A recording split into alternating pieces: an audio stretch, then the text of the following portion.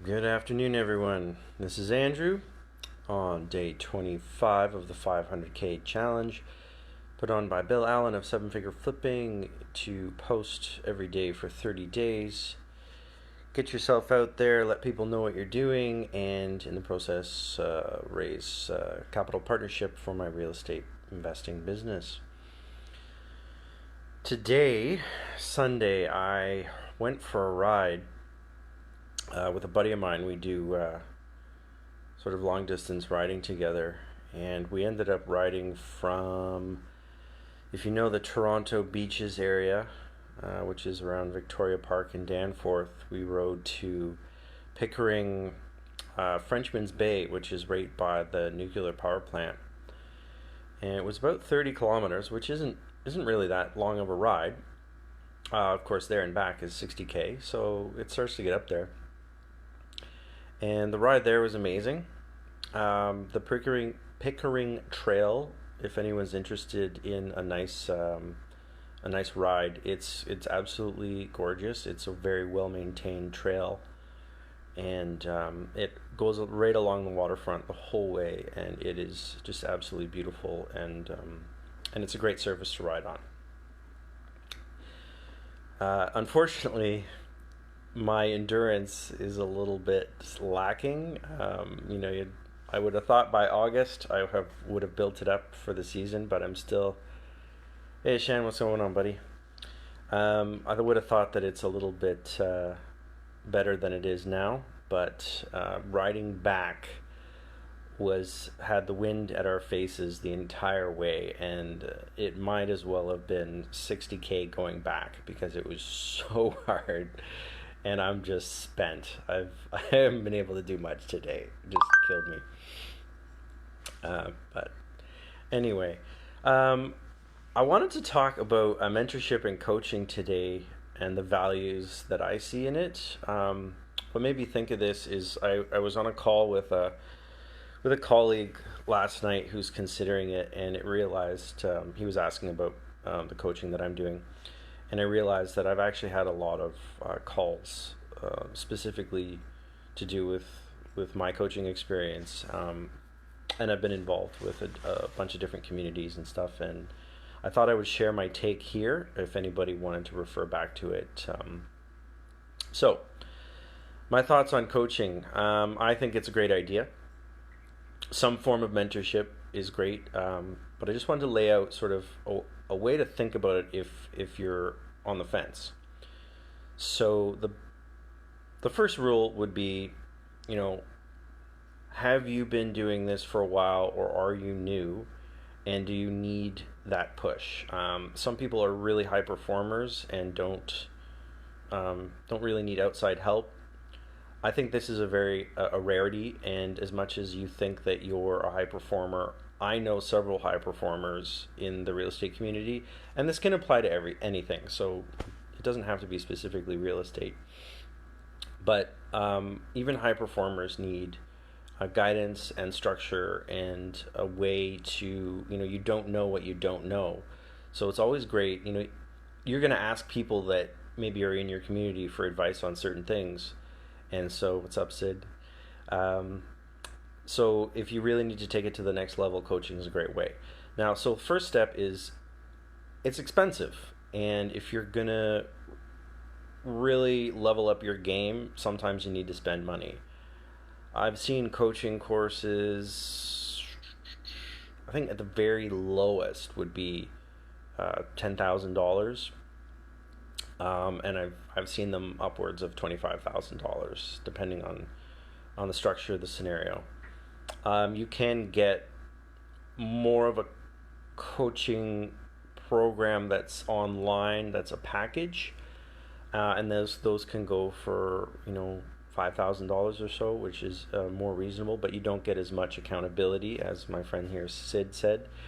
Accountability ends up being very important to keep you on track. So once again, if you're going to spend the money, so then the next step is, okay, where am I going to spend the money? And you want to get value for your money. You want to get what you need specifically. And one of the questions that I get a lot is, because there are lots of coaching programs in the real estate space, And the difference here is that there are one-on-one coaching that is literally like a weekly call. You have one-on-one access to a coach dedicated just to you. The program is tailored to you. You can reach out by text or emails and ask for specific questions to do with you.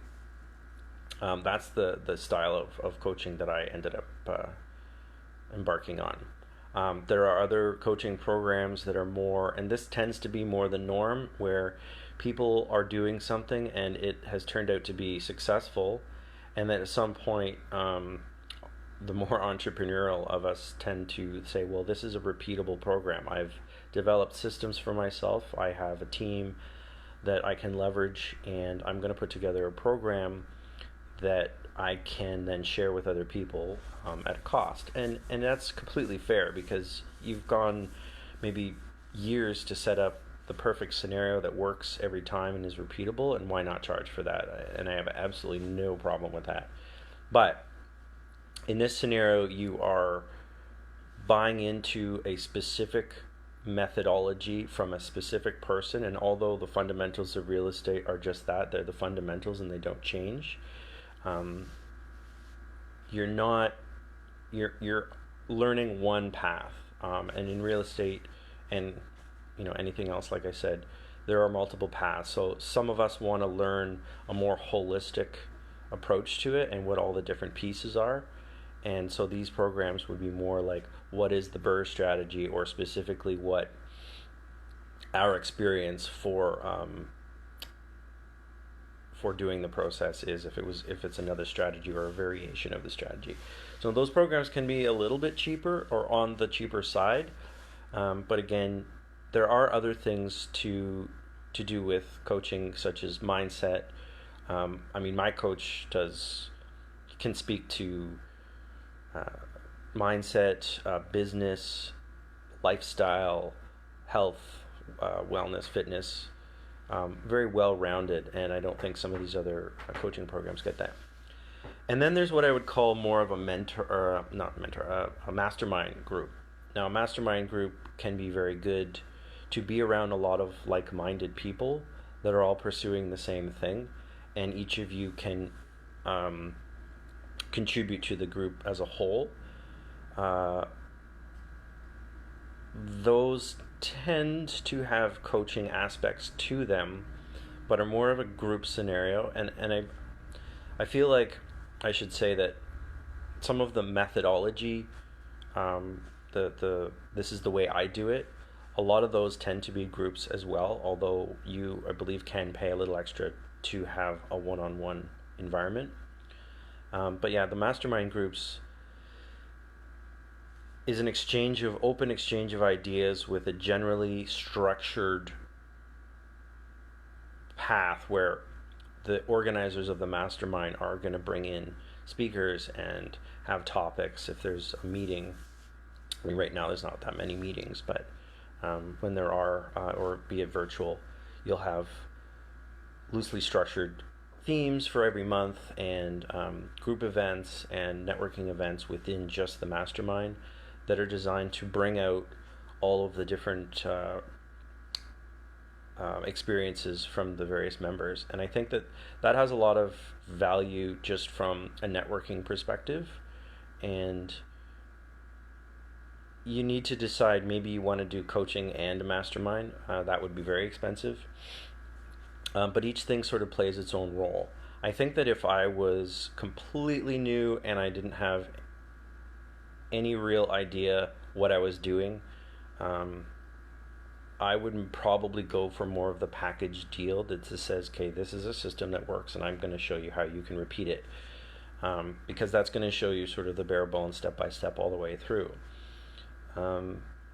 If you're at a medium or higher level and you're just trying to level up your game, one-on-one coaching that can be tailored to your own specific needs, because not all of us will be at the same level, and working with a prepackaged program, you might find yourself to be at step 10 of 20 already, and so you paid a lot of money to basically ignore the first 10 steps.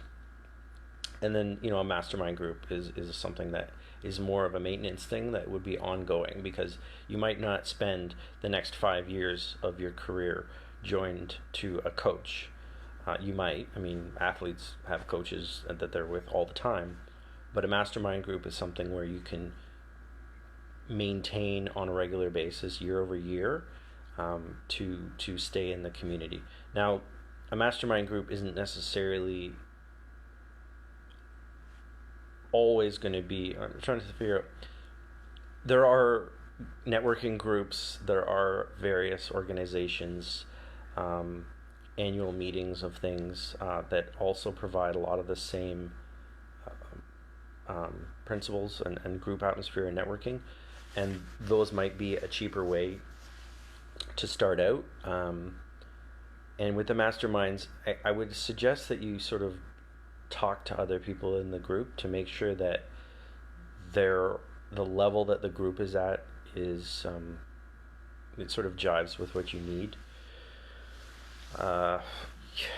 If you're at a really high level and the group has a lot of intermediate people, I mean, there are certainly people that join those groups just for the exposure, but if you're trying to grow your knowledge base, you're going to always learn stuff from people that are below you, but you're trying to really dive into people that are above you, and so you might want to be careful of, or just be a little more, what's the word I'm looking for? Picky about what mastermind you join, because you may need to find one that is more at the level that you're at. So anyway, those are basically the 3 stages. I think there's the adaptive coaching mastermind, or coaching and mentorship. There's the prepackaged, this is what I do and I know it works and it's repeatable. And then there's a mastermind group, and they're all going to be varying degrees. But if you're going to do this, it's going to cost you a lot of money, and I would say it's worth it. Anything that is worth it generally costs you money. And if you're getting something for free, you get what you pay for. So everyone, I'm going to leave you at that. This went a little bit long, but if you do want additional information on coaching and mentorship, I have had many conversations on this topic and have done a lot of research myself, so I can certainly give you a more specific and tailored input, my opinion, that I can't put on this video, and I certainly don't want to name names on this video. So everyone, have a great day. And oh, by the way, if you want to invest in real estate and you don't want to do any of the dirty work yourself, give me a call. Take care, everyone. Happy Saturday or Sunday.